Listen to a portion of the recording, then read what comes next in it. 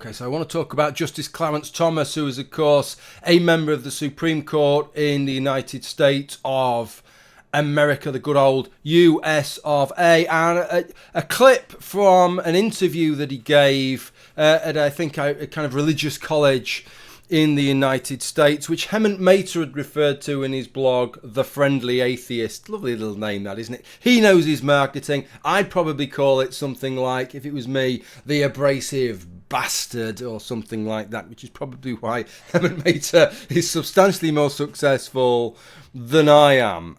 So I'm going to play you a couple of clips of that Justice Thomas clip in a minute, but the whole clip is only 6 minutes long.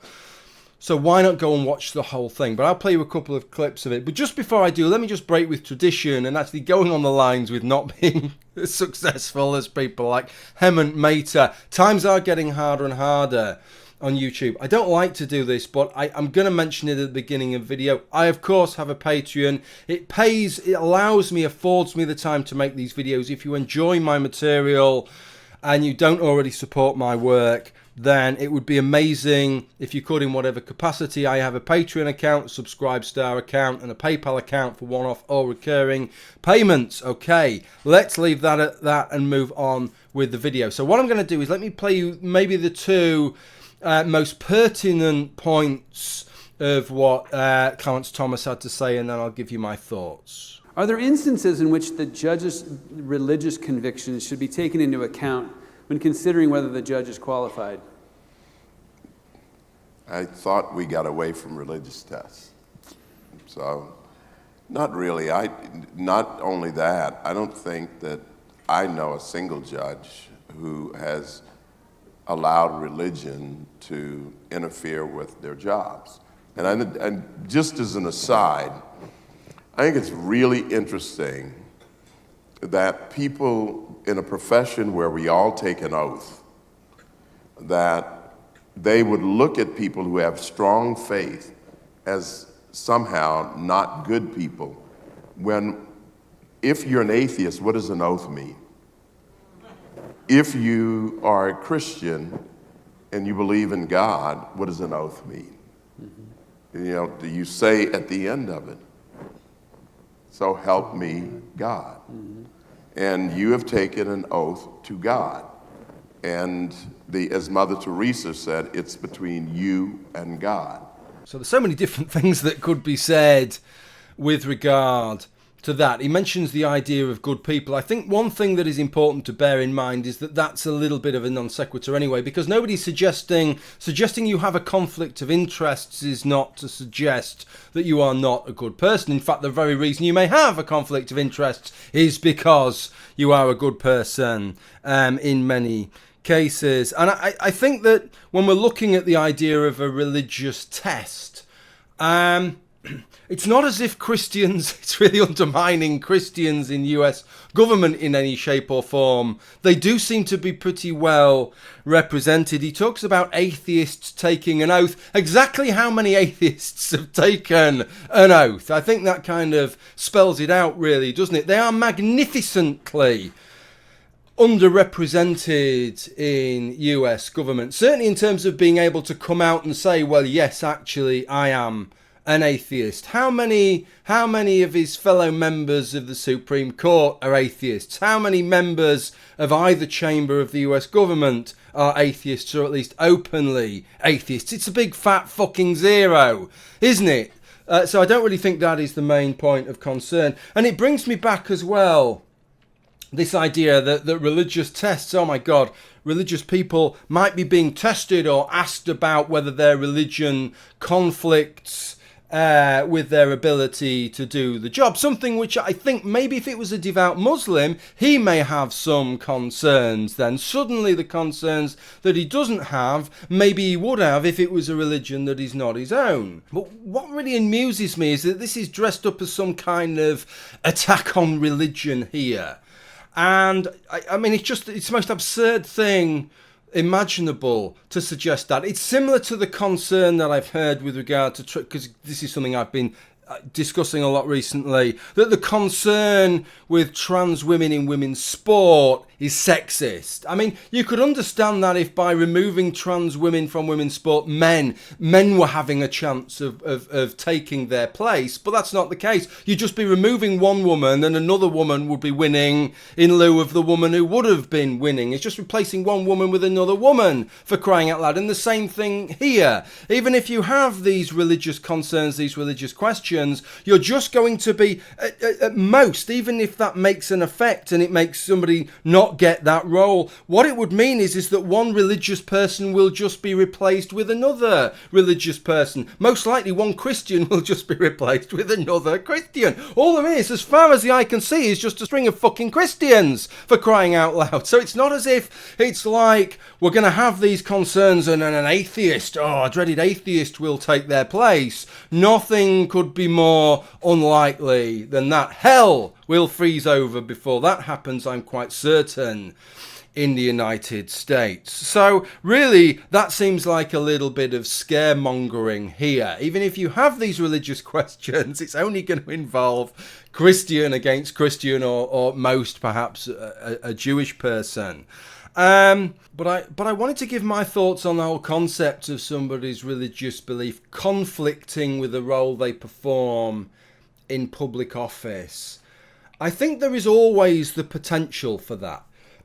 In as much as if you have a strong religious conviction, then I would expect you to place God's law above the law of men. If you have a job such as Clarence Thomas here, whose job is to interpret and implement the law of men, then I think the important criteria here is that whilst you may, and I think it's perfectly legitimate for you to do this as a religious person, value the law of God as above the law of men, you need to draw this distinction that when you are working within the environs of the public office, the office that you hold, that you set that to one side, and that you focus firmly and squarely on the law of men, the law that you are supposed to be dealing with, rather than this other thing, your personal convictions. And I think he drew with regard to that as in part of his own talk, which I didn't show you. So I have no problem with regard to that, as long as that is where it is. And I don't see a problem with asking religious questions just to see if that is your position, by the way. I don't see that that is doing any harm. If that is truly how you feel, then you should have no problem explaining that to everybody. That is what you would intend to do. But this was why I found his comment with regard to oaths somehow misplaced. It is true. Let's just clarify this with regard to oaths. That an oath is, as I understand it, at least in its sort of initial formulations, it is swearing on something you regard as sacred, really a deity. So you could be talking about a sort of a secular affirmation rather than oath, if you want to play a semantic game. But you know what we're talking about here. And his suggestion that really an oath or an affirmation only really means something if you're a religious person, because you're appealing to something higher than what, I would have to say. That is now sounding concerning for me again. If you're holding an office such as he's holding in a Supreme Court, then I would hope that in terms of that office, you would see nothing higher than implementing, you would believe so strongly in the principle of the role that you are going to undertake, that you wouldn't regard nothing as greater than that. Okay, that in itself would have a sacred element to it, if you like, and that would be enough. Appealing now to something greater again digs up again those concerns that you may then introduce God's law into what you are doing. Honestly, you don't need to be religious to have a firm conviction and belief in the principle of law, and that a job of a judge at any level is to uphold and interpret and implement that law in a disinterested manner. But I think it's also worth talking about, and this is something I've talked about before, not in a video but in a hangout, which is that when you go beyond the judiciary and look at the way in which religion and strong religious convictions can play out in the legislature, there is another potential problem, which is that you end up effectively having fake debates. And what I mean by that is people with strong religious convictions having a debate, having a discussion which is fronted up by secular arguments, but those aren't really their arguments at all. Effectively, their position is held because of a religious conviction. You could paraphrase it as, "'cause God says so." That's why they really believe it, but they know that isn't going to wash. That isn't going to change many hearts and minds. So effectively, they're looking at the arguments that the other side are making, and they're using secular counters, secular rebuttals to those. So effectively, it looks to everybody involved superficially as if you're having a secular argument, which is good, right? Because it means that's an argument that everybody can get involved in. If you just have two people on either side and one says, well, my God says A, and the other says, well, my God says B, there is no movement that can be achieved there, really. But if you start discussing the issues and start having a rational discussion, such as we do 99% of the time, or at least approximate to, try to, then you can at least have a look at the science, and you can have a look at the emotions and the moral standards in ways which everybody can have a discussion, in which potentially minds can be altered.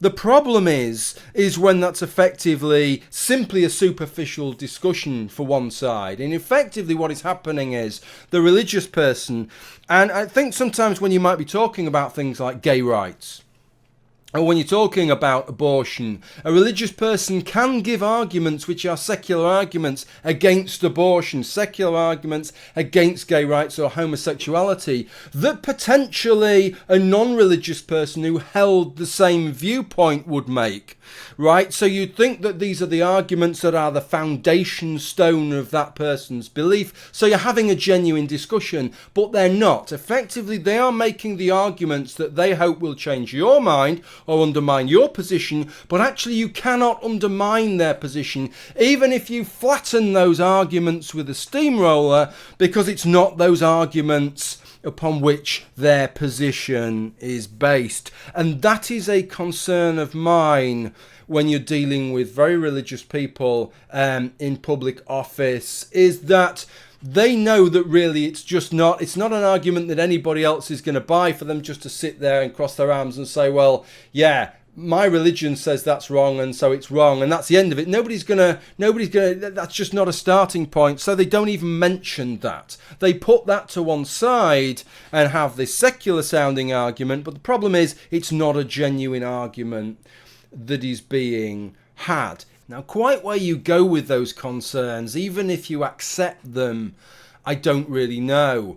What I do know is of all the countries that could have concerns over religious questioning, religious testing for public office, I would have thought the United States is the one that would have just about the least amount of concern, at least after Saudi Arabia, perhaps. I think you've probably got more chance if your previous career involved sticking skewers in babies' eyes on live TV than trying to achieve public office as an open and out atheist in the United States. Maybe in Europe, maybe in Western countries of Europe where there is much more of a mix, where it's absolutely acceptable to be an atheist and be a politician and nobody bats an eyelid. Maybe this could be more of a live discussion. To what degree should we be concerned about people's religious convictions when they're applying for public office, when they're running for an elected office,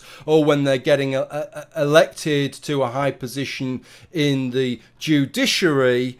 And to what degree should we be allowed to question them and to infer or imply that perhaps they stand in opposition to their ability to do that job? That would be a legitimate question to ask in that context. But in the context of the United States, honestly, I think there are bigger things for religious people to worry about than not being adequately represented in public office. Okay, so that's your lot.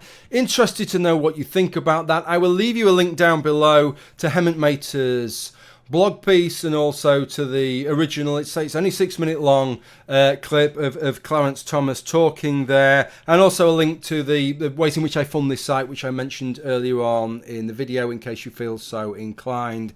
Thank you for watching this video, and bye for now.